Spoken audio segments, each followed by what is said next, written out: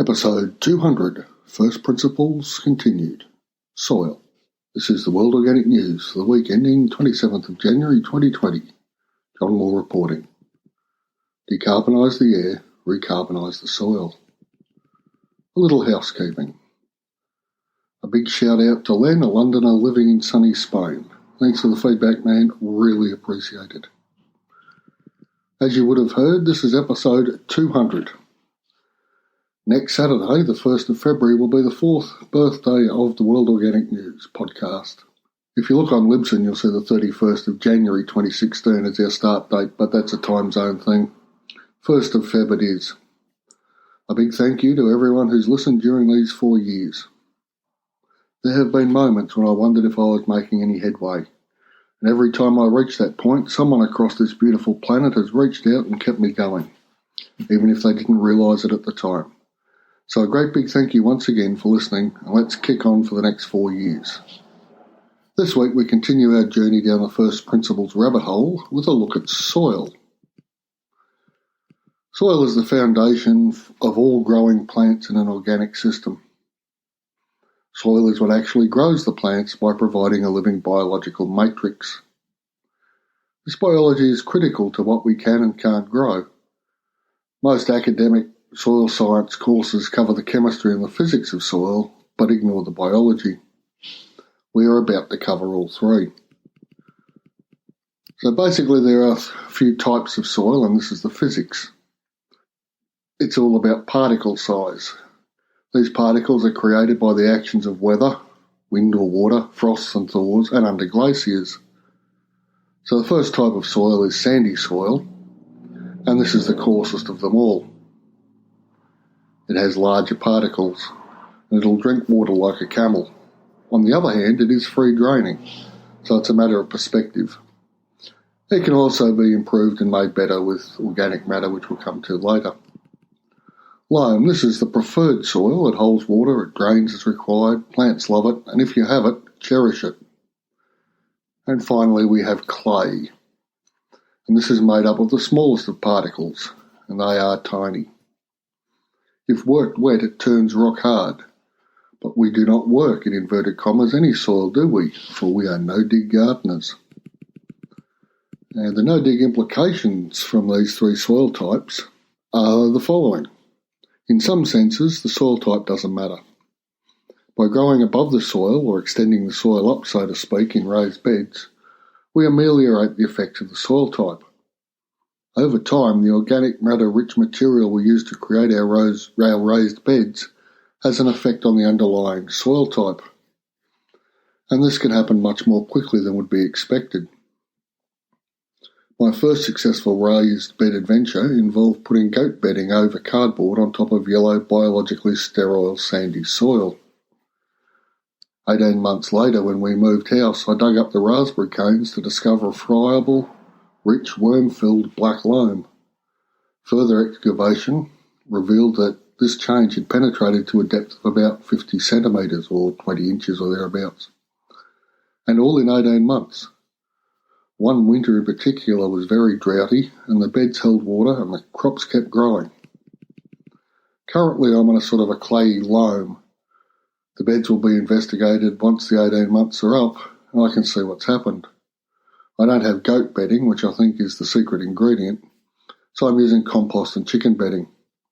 If you check the table in the notes in the manures module, which will be coming out probably next week, will be the episode on manures, you can see that chicken manure is different from most others. The results on the changes in the beds will be published as they come in. Now to the chemistry of the soil. This is basically relates to the pH. I'm not going to go much deeper than that. And soils vary between acidic and alkaline, and this affects the uptake of nutrients in some plants at some levels of pH. And this is important, but may not be as important as many people think, because I've found things that are supposed to only thrive in alkaline soil, lavender for instance, grows quite well in our strongly to severely acid soil we have here. Things aren't always set in stone. But to give you some idea, the acid-loving plants are potatoes, blueberries, parsley, raspberry, sweet potato, apples, basil and cauliflower. And these lists aren't extensive or exhaustive, but they're enough to get you going. Plants that prefer a neutral pH, that's carrots, corn, cucumber, dill, aubergine / eggplant, depending on where you are in the world, garlic, squash, tomatoes and turnips. And the more alkaline preferring plants, and there's a few of them, asparagus, beans, Brussels sprouts, cabbage, celery, kale, lettuce, leeks, onions, radish, squash, spinach, sunflower, rockmelon, watermelon. Now the pH refers to the acidity or alkalinity of the soil, as I said. So anything below 6 or 6.5 is slightly acid, 6 to 6.5 is slightly acid. And the lower you get down to, say, 4.5, you've got a severely acid soil. Neutral is about 6.5 to 7.5, and above that, of course, it becomes more alkaline until you get between 8.5 and 9. And the soil I'm using at work is 5 to 5.5, so that's strongly acid. But the mushroom compost that I'm growing in the raised beds is 8 to 8.5, so that's moderately alkaline. So as the two combine, we should get a rather neutral soil. But we will see. There's a table in the show notes on this over at worldorganicnews.com that you can follow up on. Now, the biology refers to the organic matter in the soil. So anything that is or was once alive will be of benefit to the soil. Now, don't take this to extremes. We all know that coal and crude oil were once alive, but I'm talking about in the last, say, 10 years, 50 years even. Probably 10 years is a better limit. So covering it, and all of this can be taken to extremes, but must not be. So covering an acre of land with dead cows would eventually do the soil good, but the process would have many negative effects in the short term. A better way would be spreading a handful of blood and bone per square metre across an area. Similarly, spreading a layer of wood chips will have a benefit, but it may take a few years to have a decent effect, and all these options will be discussed in a minute. The standard form of organic matter people talk about, of course, is compost, and composting is not a natural process. It's made up of natural ingredients, but it does require the careful construction of a pile of organic matter in a fairly strict ratio between carbon and nitrogen, with plenty of moisture to ensure a biologically active process.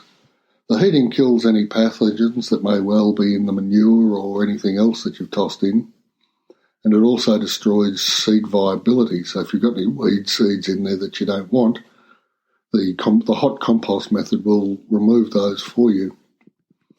The thing is, with composting, even though it's not natural, it is organic, as in meets organic standards.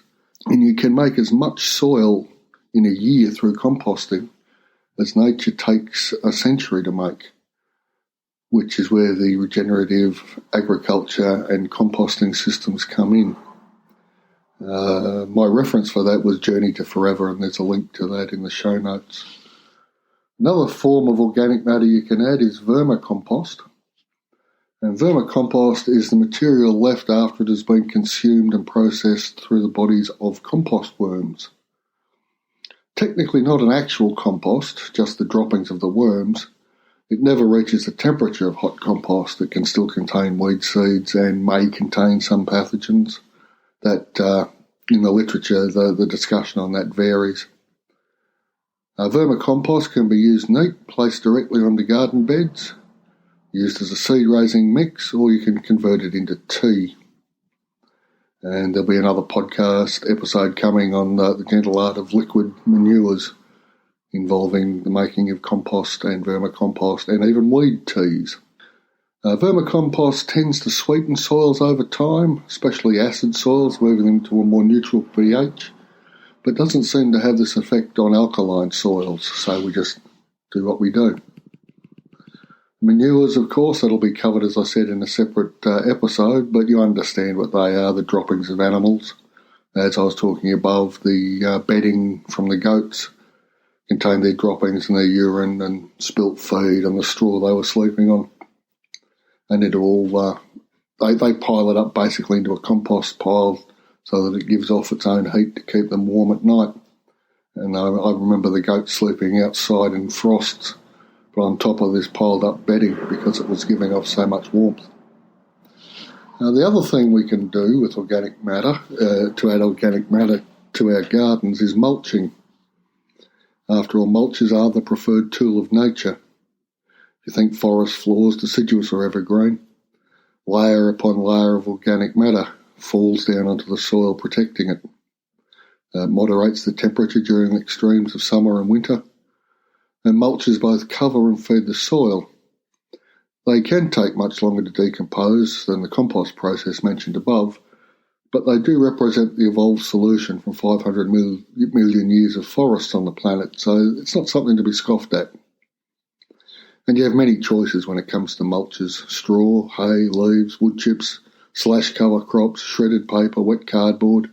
I've even used unwashed sheep fleeces and collected coffee grounds. You get the picture.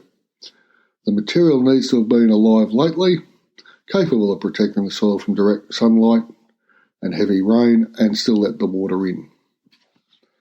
The other way to add biological matter to the soil is through sprays. Now, these are specifically formulated liquids added to the soil, the mulch, the fruit trees and the leaves of growing vegetables.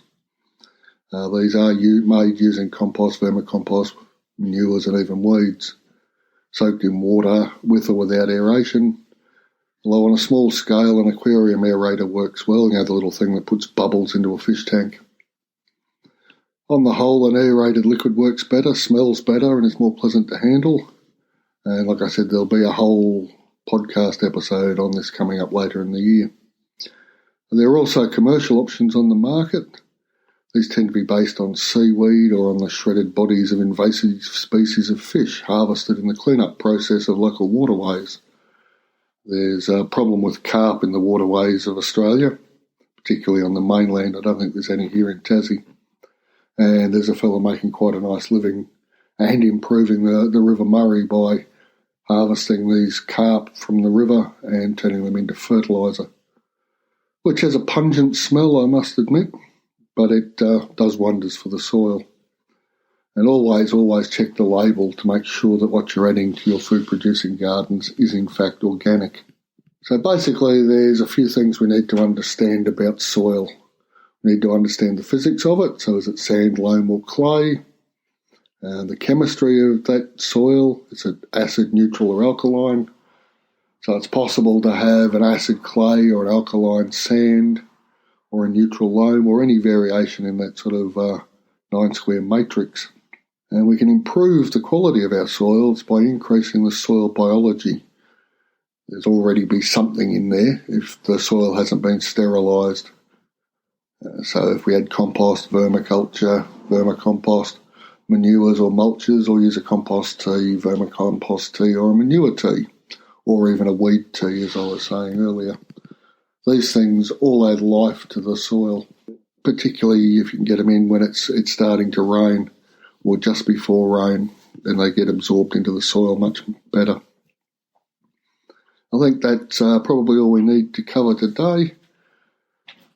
It's been a joy to be doing this for 4 years and 200 episodes. There's probably more than that because there were a few supplemental episodes and a few things I dropped in from other podcasts, Permaculture Plus and Regen Earth and whatnot. I think even the Real Food Chain, we put a couple in. But for the actual episodes that relate to World Organic News, this was episode 200. So if you could all remember to decarbonise the air and recarbonise the soil, and I'll say once again, thank you all for listening. I'll be back next week and for the next 4 years at least.